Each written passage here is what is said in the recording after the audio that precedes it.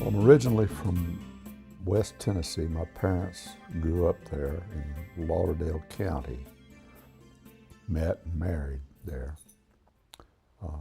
I was born 1943 in Haywood County, Tennessee, in neighboring county, city of Brownsville. Brownsville was a famous place at one time because that's where the mental institution was. Oh. So that may be part of my heritage. I'm not sure. My dad had a pretty severe case of wanderlust. We traveled, moved quite a lot. By the time, well, we moved all over. We left Tennessee when I was preschool, and we moved over the western United States so much that by the time I had completed the 8th grade, I had attended 16 different schools. Out of that time, I attended one school for one school year only once. That was in Boise, Idaho.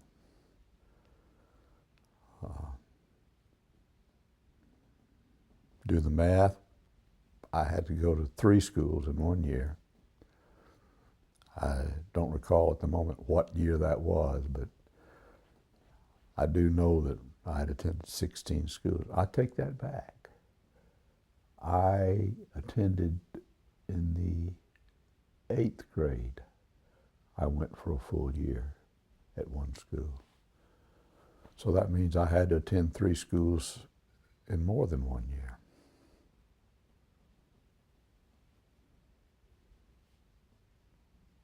Dad was a remarkable guy in that he could learn so quickly to do just about anything he set his head to.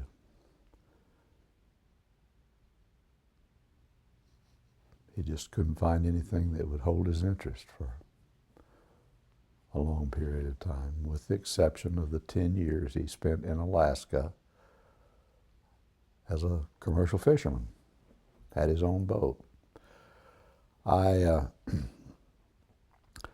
Mother and Dad divorced when I was about 9 years old, 8 or 9 years old, I don't remember exactly. We were living in Las Vegas, Nevada at the time. He had met another woman, and Mother tried to make a go of it. We stayed out there another year or two.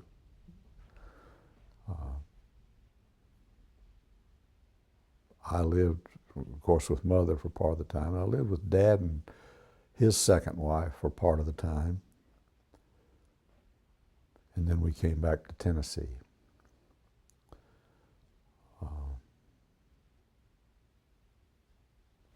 Mother met, she didn't meet a man, she reconnected with the man that she had known as a child. They married and they had 2 more children. It gives me a total of 5 siblings, 6 of us, our generation.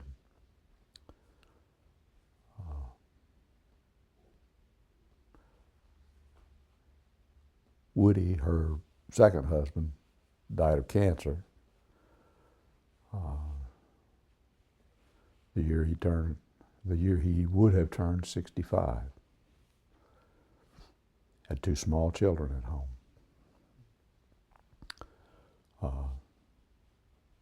Time went on. Mother moved to Central Tennessee from Memphis. Met a man there and married him. One important thing I forgot.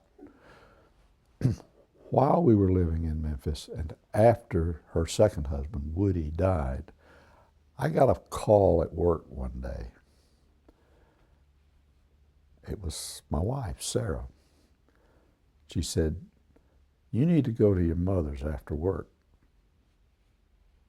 I said, okay, why? She says, she's got a surprise for you. So after work, I got in the car, drove over to Mother's and walked in, and there stood my dad, whom I had not seen in about 13 years. Hadn't had any contact with in over 10 years. He'd been in Alaska, out of touch with virtually everybody. Somehow, his sister, my Aunt Sissy, Kathleen, had gotten in touch with him. Either he contacted her or she contacted him. I'm not sure. I don't know how that happened. Well, after Mother and Dad reconnected, they decided they wanted to try the marriage thing again. So they set a date, made the arrangements, and Mother, not Dad, asked me to be best man in their wedding. Now that's an experience, to be the best man in your parents' wedding. I'm not sure I'd want to repeat it. I'm not sure I'd recommend it to anybody. And I don't know anybody else that I'm aware of that has done that. So I've lived an interesting life, a very interesting life. A lot of people, I think, in fact, I think one of my brothers was damaged by those experiences and suffered some ill effects emotionally because of it. I think I've come through it pretty well. I think I'm fairly well adjusted. I know I've been broadened by it.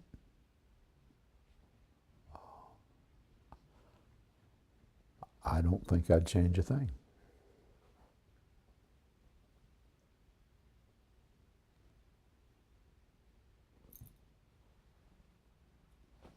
I'd get a black cat earlier in life.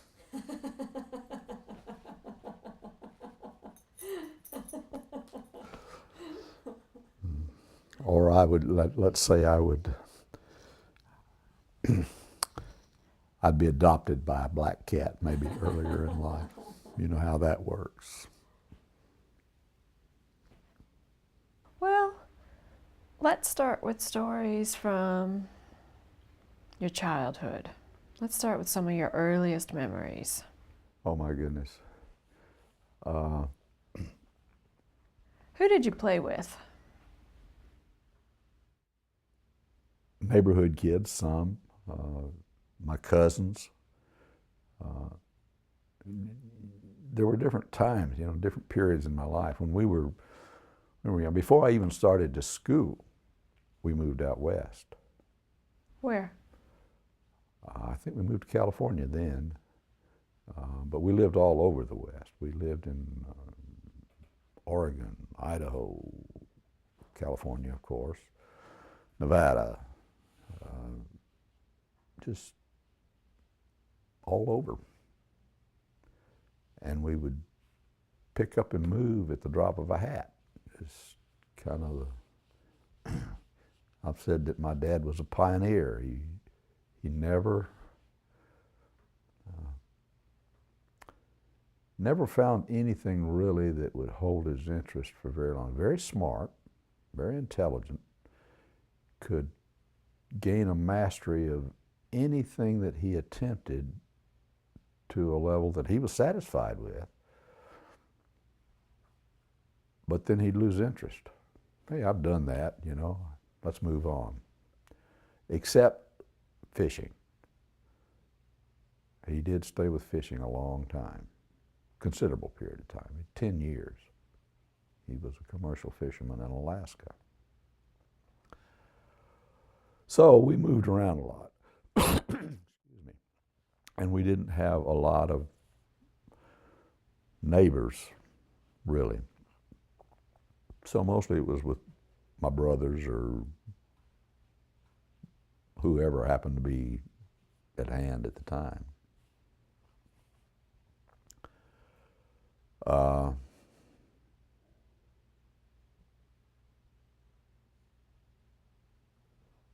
I can't think of any particular person while we were out west that we really got close to except the Carters. They were in Oregon, in Newport. Mom and Dad became pretty good friends with them, and I guess I kind of buddied around with Ray. He was a little older than I was, but he was kind of my friend in that family. He and I would build forts in the woods and make up stories about adventures that we were on, that sort of thing.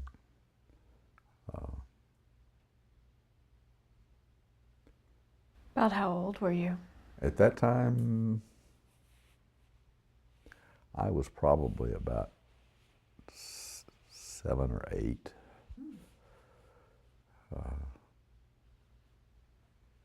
When we were living in Oregon was the first time I fell in love. Sue Foster. How I can remember that name, I'll never know, but she's a little blonde-haired, blue-eyed girl, and she won my heart. I learned to hunt a little while we were there. What'd you hunt? Mostly birds, squirrels, rabbits. My dad was a big hunter. He was a big game hunter. He liked deer and elk, bear.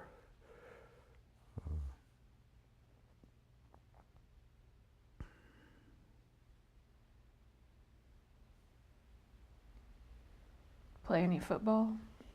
Not then. No. Play with a football? Well, that came quite a bit later. Well, no, I didn't actually, because we came home for a visit, and one of Mother's sisters, Aunt Sybil, lived with her family in Memphis, and she had a son who was almost exactly my age, just a few weeks actually younger than I, Tommy. And we were visiting with them for an extended period of time because we'd pulled the house trailer back with us and parked it in their backyard. And I don't recall the exact circumstances, but Tommy and I were playing, and he made me mad. Oh man, I was mad. And he had one of those little footballs, you know, the little small ones made out of rubber that he liked to play with. And he had that, it was laying on the ground in the backyard. And for whatever reason, I decided I was going to get revenge on Tommy by breaking that football. So I picked up a baseball bat and I reared back and gave it everything I had. And I... Like this? Overhead, you know. Overhead. I came down on that football with that bat, and it came up and hit me right in the middle of the head. Next thing I remember, I'm lying on the bed in the back bedroom of our trailer. Mother and Dad and my grandmother were standing over me, and I heard one of them say, "Should we take him to the hospital?" And I wore the evidence of that for probably 4 or 5 years. I had a knot on my head the size of a grapefruit, and it stayed there for a long time. Tommy and I were big buds. And it reminds me of another story. Tommy, I had another cousin about our age, W.J. Minner, What does WJ stand for? Wilmer Johnson. But nobody called him that. We called him Dub. And Dub and Tommy and I would play together. At the time that I'm remembering right now, I was living with Mother's parents, my grandmother and granddaddy. Dub lived nearby with his other grandmother. And Tommy, of course, lived in Memphis with his parents.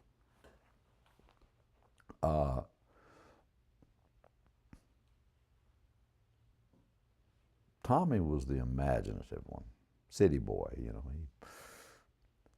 He could dream up more mischief than any four kids I've known since or before. And Dub, well, Dub was the brave one. Dub would do anything that anybody dared him to do. Well, Tommy had come to the country, to grandmother's and granddaddy's, to visit us, he and his family. Actually, Mother was living with them, and they had brought her up there. And Tommy and Dub and I were out in the field doing something, and Tommy came to me and said, "How much money you got?" I said, "Why?" He said, "Just tell me how much you got." So I reached in my pocket and counted out 2 or 3 coins, I don't know, not very much. And Tommy pulled out what he had. I think between us we might have had 40 or 50 cents. He says, "Let's give it to Dub to pee on the electric fence."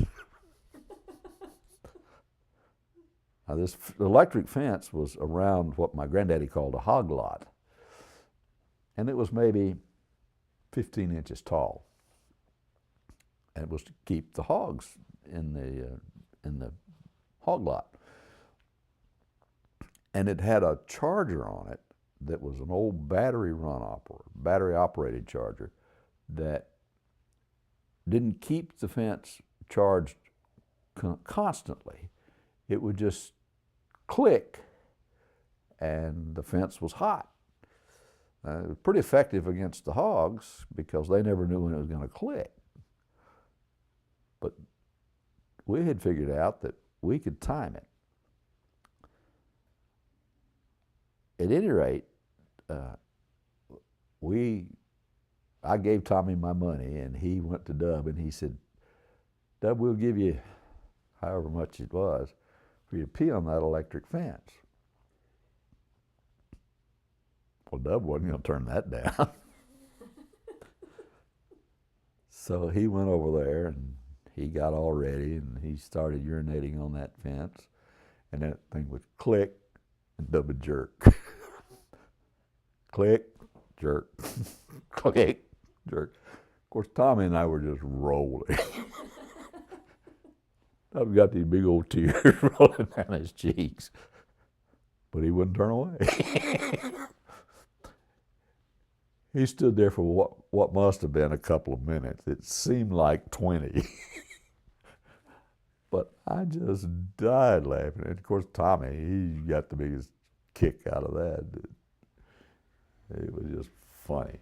And Dub got his 40 cents. Yeah, whatever.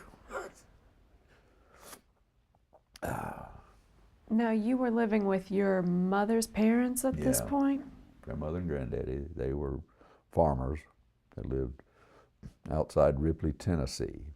And Mother was living in Memphis, about 55 miles away, which in those days was a pretty good little jaunt. But she'd come to us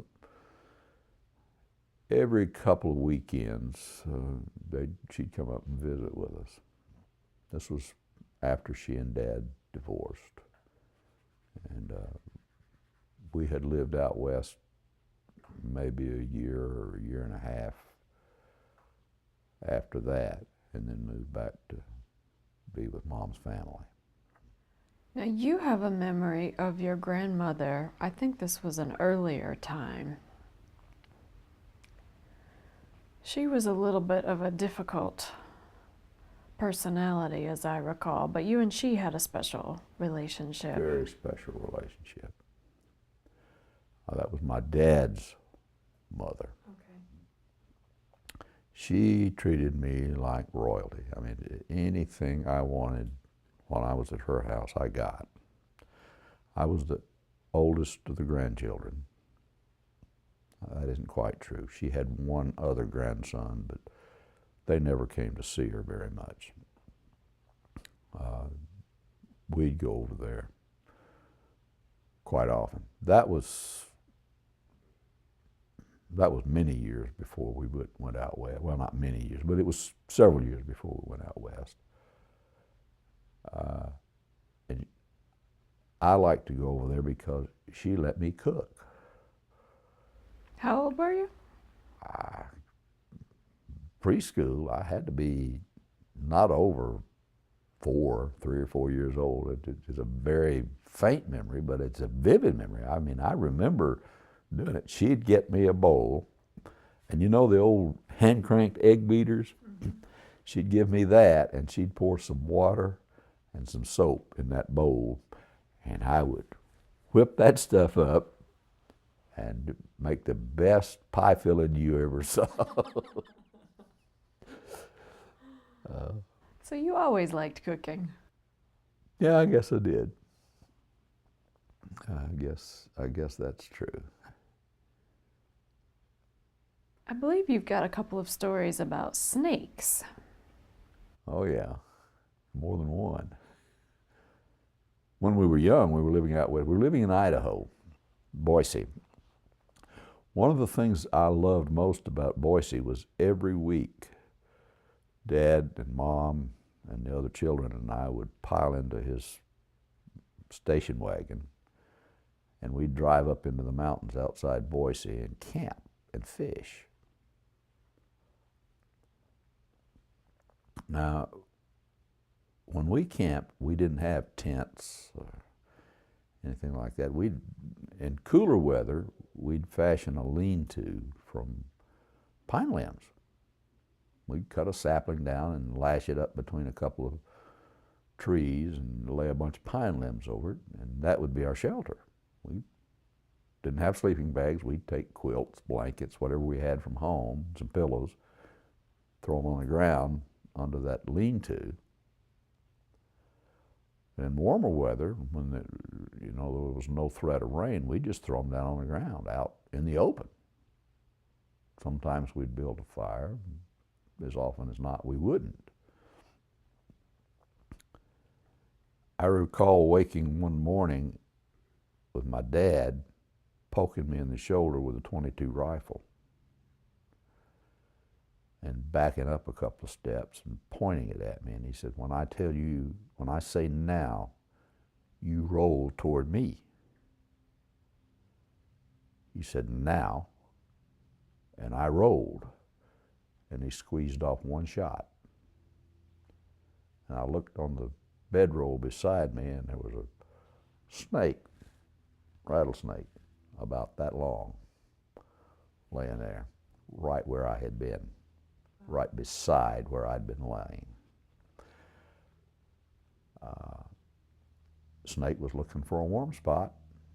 I guess I was the warm spot. At least that's what I surmised.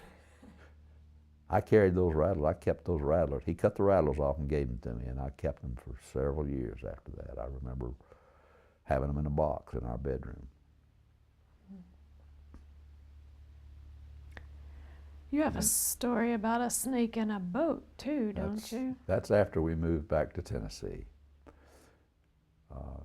Occasionally, I would go stay with an aunt and uncle that lived in what we call the river bottom, Mississippi River bottom. And Uncle Turl, we called him, Terrell, liked to fish. And of course I did too. My grandfather had an old little small outboard motor that was like a 2 horsepower or something like that, very small. And I don't remember who had the boat, but it was a wooden John boat. Now they make them out of aluminum, but in those days, anybody who had a boat, it was wooden. The thing was probably 8 or 9 or 10 feet long, not very long. And they kept it at a little lake down near the Mississippi River that got its water from when the Mississippi flooded every spring.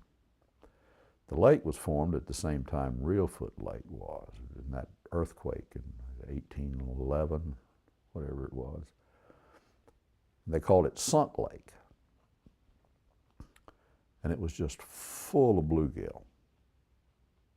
And it was a great place to go, especially after, later in the summer after the water had evaporated and there wasn't much water in it.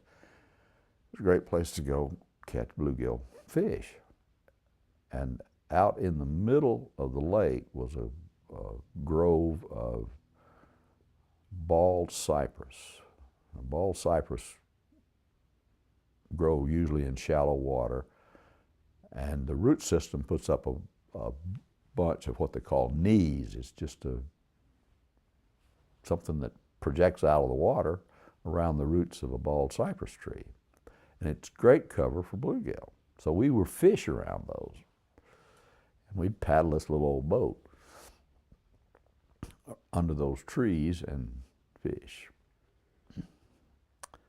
Well, we were out there fishing, Uncle Terrell and I were.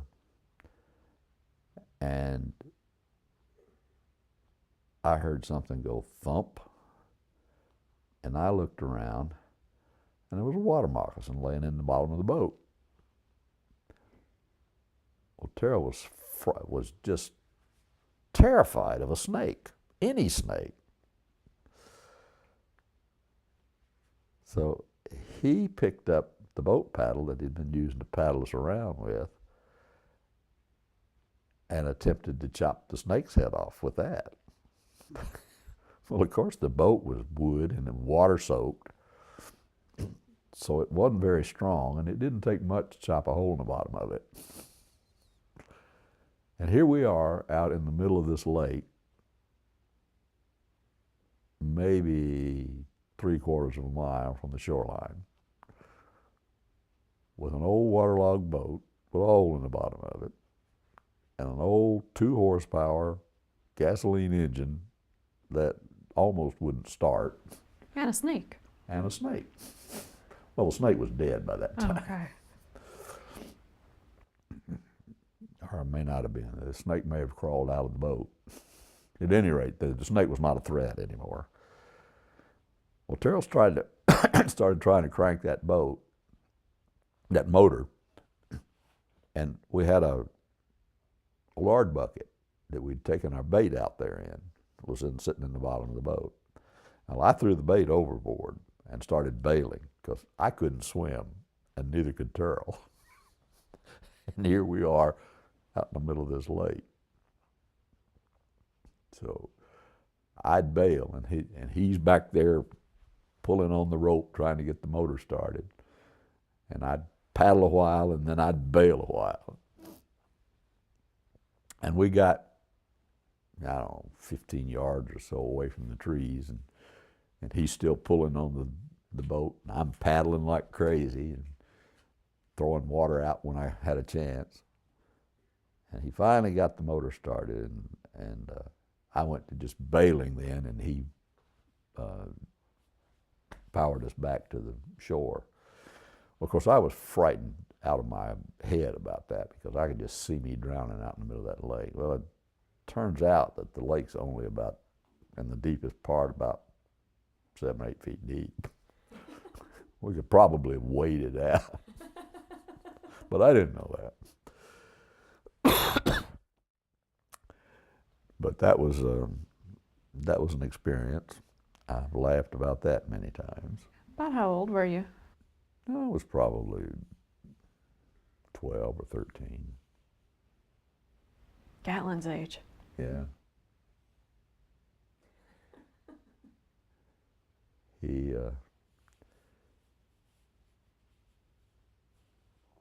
had some good times with Cheryl and with my granddad. And with Tommy and Dub, they used to come and we'd climb up in the barn on Granddaddy's farm. And a couple of us would get up there and a couple of us, or one of us, would stay on the ground outside. And we'd take hay bales and stack them up and build us a fort up in the loft of the barn. Stack up corn cobs. Granddaddy fed his cattle and mules corn that he'd raised. Of course, we always had a lot of corn cobs laying around, so we'd stack them up and we'd have corn cob wars. And I hit Dub one time right in just above the eye and split his head wide open. Scared me to death. I knew I'd killed him. Put his eye. Well, you needed something to match the knot on your head from the time you hit his football. Yeah.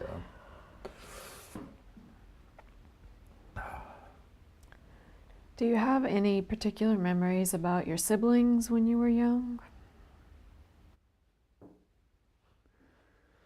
Well, there were 4 of us. I was the eldest, and then Bill and Bob, and Gracie was the baby.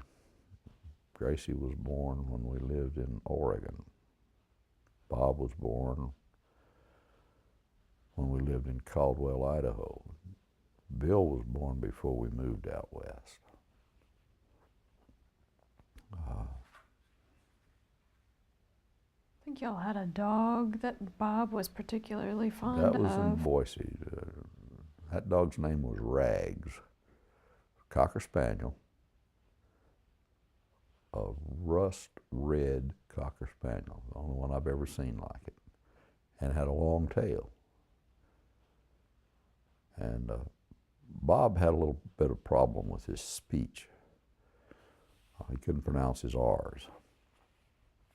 And Bill and I would leave the house in the morning, walking to school. And you know how distances grow as you get older. It was probably 20 miles or so over to the schoolhouse.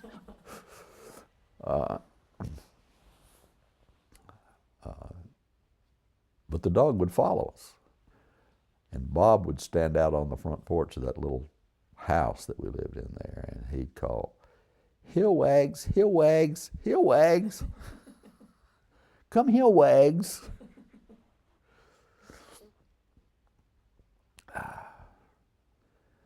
And the dog would follow us every step of the way to school and then turn around and go back home. So Bob was successful in getting him back to the house. 40-mile trek for a dog. Yeah. Had to be hungry by the time he got back home.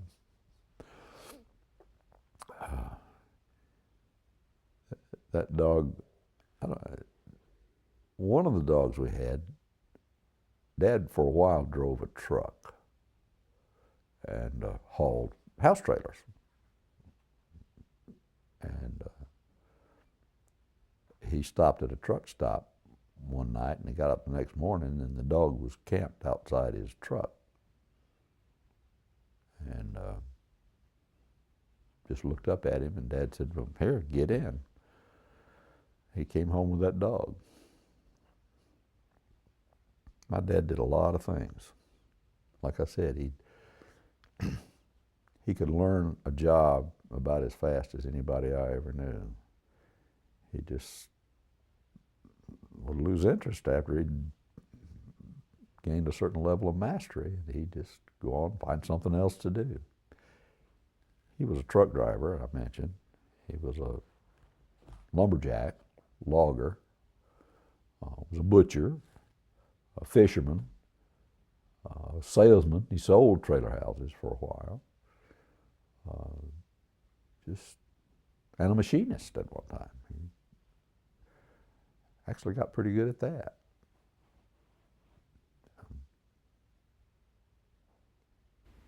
Do you have any stories about your mom?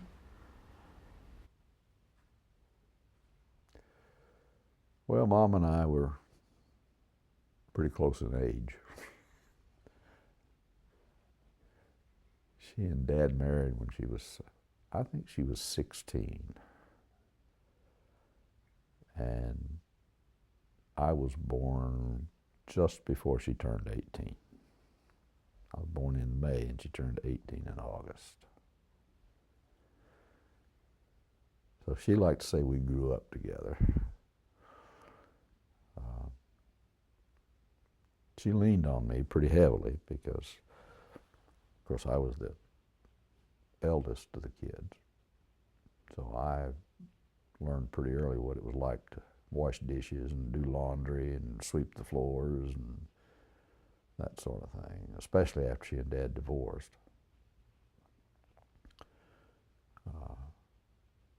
And later in life, after I was an adult, she and I got to be real chums. She was an early riser, and I was as well.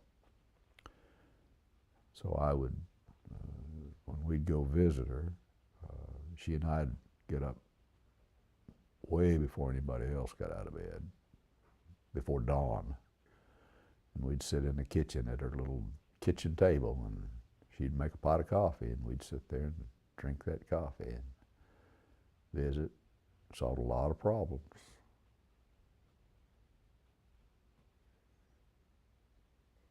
Knew how to run the world. What was your favorite thing that she cooked? Oh my, there are a couple of things. She used to make chess pies. That she learned to make those from my dad's mother. And they were just about that thick, but they tasted like they were about that thick. Oh, they were good. And she made a chocolate pudding that I learned to like. It was quite a sacrifice. Acquired taste. Yeah, it was an acquired taste. It was a baked pudding, and it would take, I don't know, an hour to bake the thing. She'd have to take it out and stir it every now and then. And it looked like cottage cheese, looked like chocolate cottage cheese when she got through. But boy, it was good. Rich. We still make that every 4 or 5 years. It's not the healthiest food in the world, but boy, it's good. In fact, Ashley won some kind of a prize for that recipe when she was in culinary school. Oh, did she? Yeah. She, some kind of a competition that they had when she was out west in California in culinary school. And they wanted recipes from, I guess from childhood, I don't know, family recipes.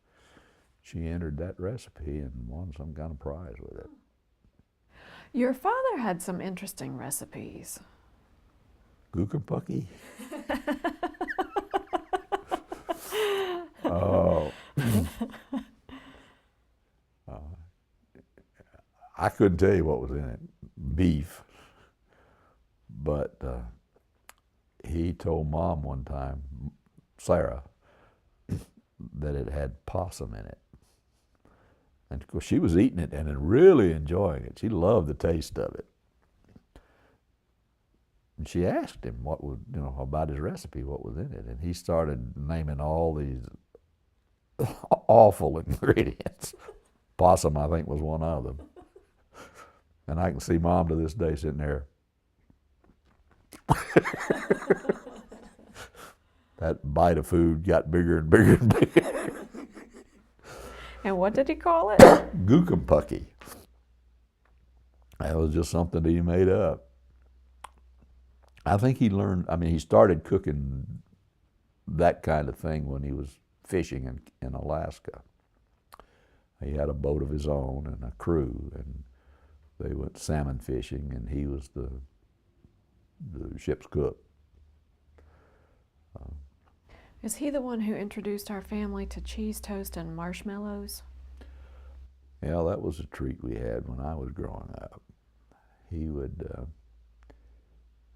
He'd toast cheese in the oven under the broiler, and then he'd put marshmallows on top of that and toast them. It doesn't sound very tasty, but it is. It's quite good. I loved it. I was just thinking maybe I need to have some of that while I'm home. Yeah, well, we'll have to buy some marshmallows, but that.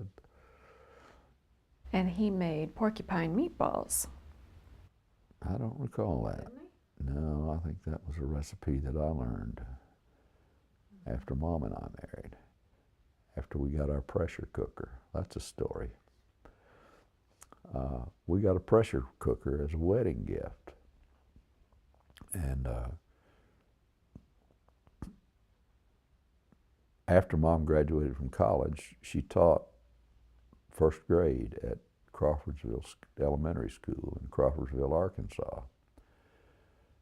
And I was enrolled in college at the time. And so I'd get home most days early afternoon. I tried to schedule my classes early so I'd have the afternoons off. And I'd go home and cook. And I came home one day and decided that we were going to have spaghetti and spaghetti sauce that night. And so I cooked that in the pressure cooker. It's pretty good. It's making my mouth water right now thinking about it. Well, Mom came home and she was impressed with it. And porcupine meatballs was a recipe that we got with that pressure cooker too. No porcupines were harmed in the making of the porcupine meatballs. No. It was just ground beef and rice. I guess a beef or two had to sacrifice, but. Do you have any other memories of your grandparents or aunts or uncles? Quite a few, in fact.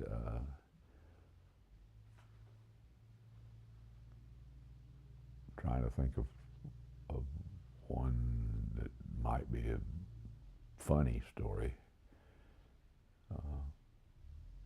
Life with them was pretty hard when I was living with my grandparents. That was pretty tough. We were very poor. And grandmother and granddaddy had a large family. I think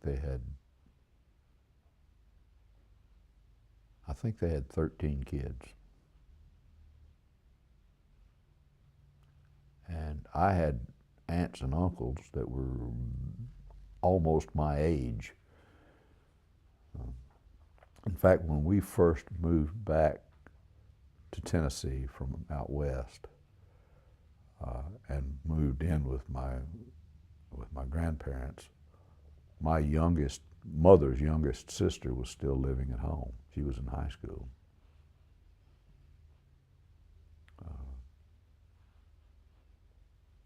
And her youngest brother was in the Navy. So he was a late teenager, early 20s, and I was about 13. Doris was probably 15 or 16. Doris liked to dance, so she'd have friends over and get her little record player out and set it out on the front porch of the old farmhouse where we lived. We'd have dances out there. Do you remember any of the songs? know particular songs. I remember some of the artists. Elvis Presley was coming into his own about that time, and Roy Orbison, and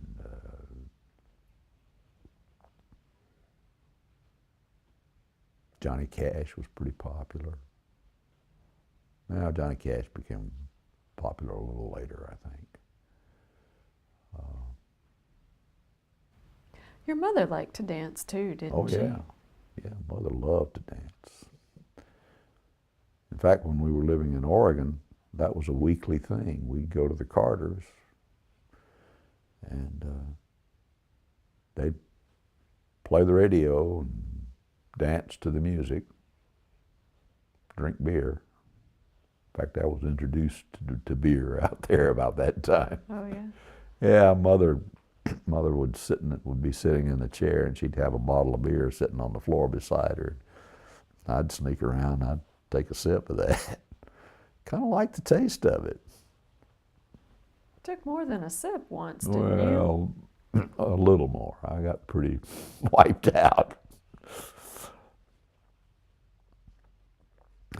I don't really remember the event, but Mother laughed at me about it for quite a bit.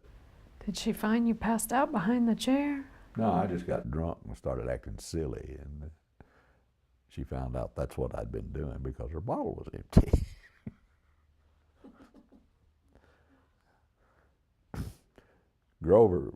Dad and Grover logged together. That's how they met, hooked up, knew each other.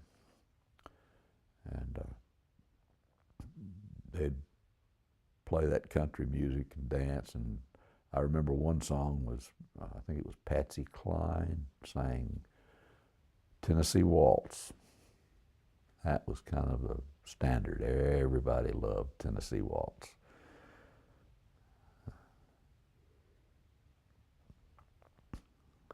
And played canasta. That's where I learned to play canasta, was at their house In Oregon. in Oregon. Tell me your age again at that time. At that time I was, I don't know, second, third grade. Elementary school. Elementary school. Okay.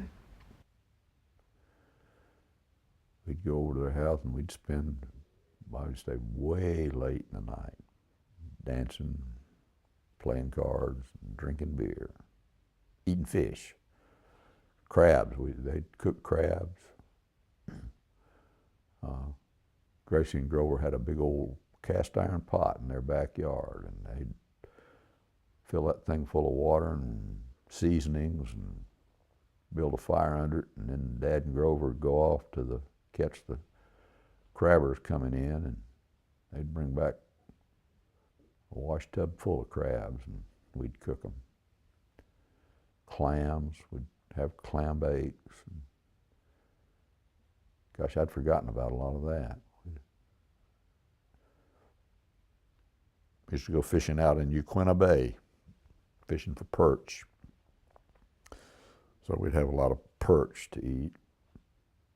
Caught a big fish out there, big flounder out there one time. I didn't know flounder got that big. That fish, I used to say it weighed 50 pounds, but there's no way. But it probably weighed 10 pounds. Yeah. It was a big flounder. Is that the one that we've got the picture of? No, that's a salmon that Mom caught. Oh. Yeah, that was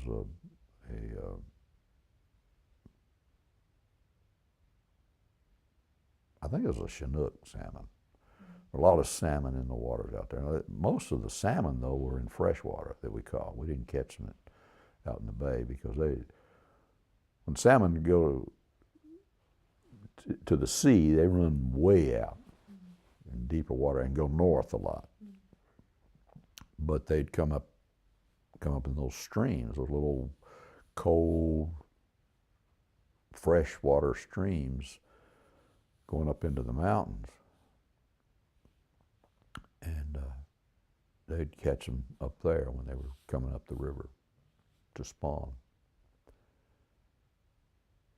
So we had salmon pretty often, and that was a big one. That was a nice fish. Took two of us to hold it up. Yeah, I remember the picture.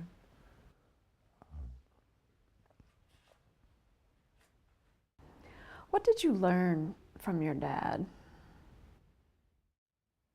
Well, he was a good bad example. Uh, I learned to shoot. He was an outdoorsman. He liked to hunt and shoot, fish. I learned to fish from him. To be pretty independent in the woods. Learned how to build a campfire. Like I said, we'd build lean-tos for shelter when we were living in Idaho. We didn't have a tent. Didn't know what a tent looked like. Couldn't afford one. We did know. So,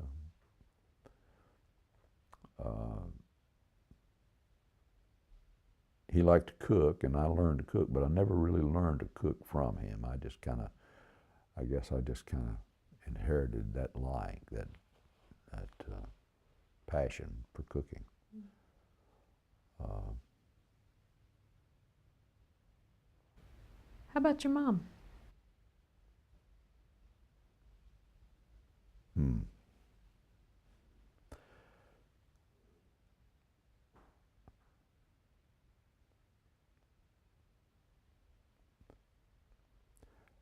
You know, I can't think of anything that really stands out that I learned from Mom. I learned how to do housework, change diapers,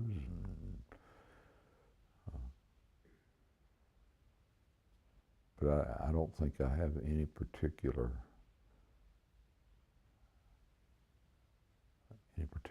talent or skill that I learned from her. Who taught you how to love? Oh, well, she knew how to love.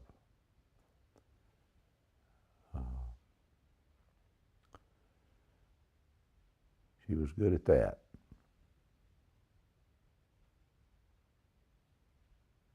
And she loved her family.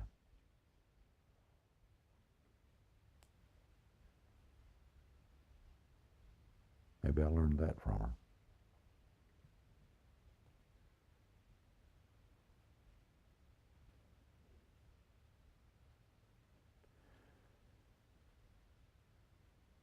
She died on my 45th birthday.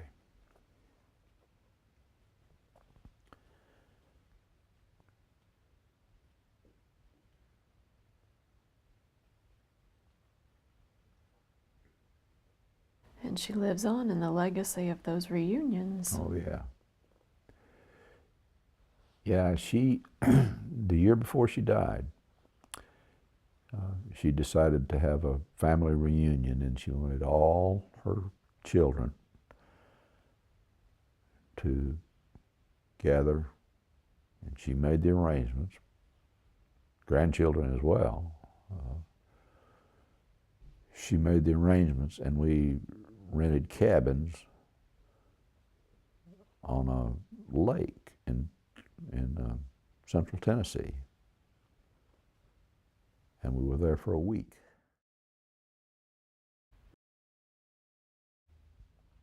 And she decided, her plan was to have our family together, my siblings and her, and our wives and children, one year, and then the alternate year, she would have a reunion with her siblings, aunts, uncles, parents,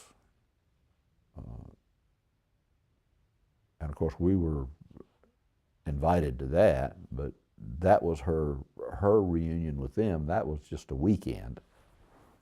But she wanted us to get together for a whole week. And after she died, we got together and decided that it was something that was important to her, and we wanted to continue that tradition. The last reunion, or the first reunion, the one that she organized, she wanted to have grandkids in the cabin with her and her husband, Bill.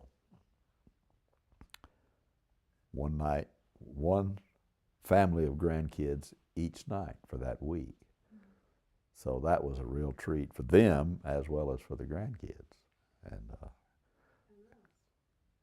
us. Yeah, it gave us a little break because the children were young.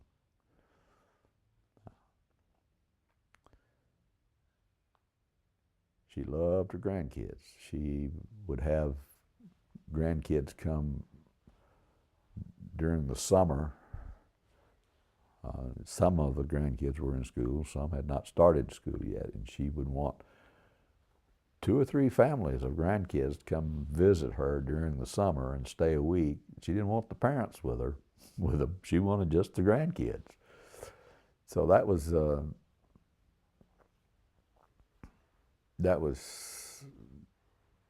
something very special to her. She was living in Tennessee at the time, and had a little tiny house. But she wanted those grandkids there every summer. And then, of course, she liked the reunions. That was a little bigger deal. But the reunions,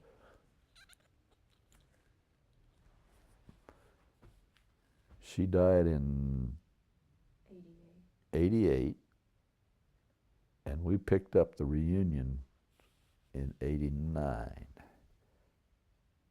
And we've been having a reunion every other year since then, since 1989. Actually started in 1987. We get together for a week. Go to a resort or a state park or someplace where there's plenty of accommodations. And her grandkids still come. In fact, I think it's as big a thing for them as it is for her kids. And now her great-grandchildren are coming. And it's something we all look forward to. We all really enjoy doing that. It's quite a legacy for a poor, uneducated woman married at age 16. Yeah, it is. She, family was very important to her. And I inherited that from her.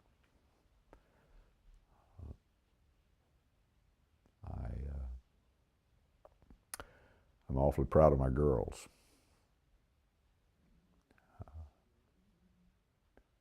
I'm pretty quick to tell people how proud I am of them, too. I think we're a blessed family.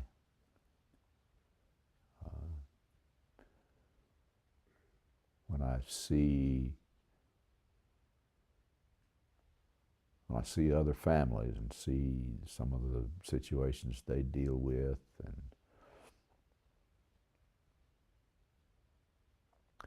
I realize how blessed I am.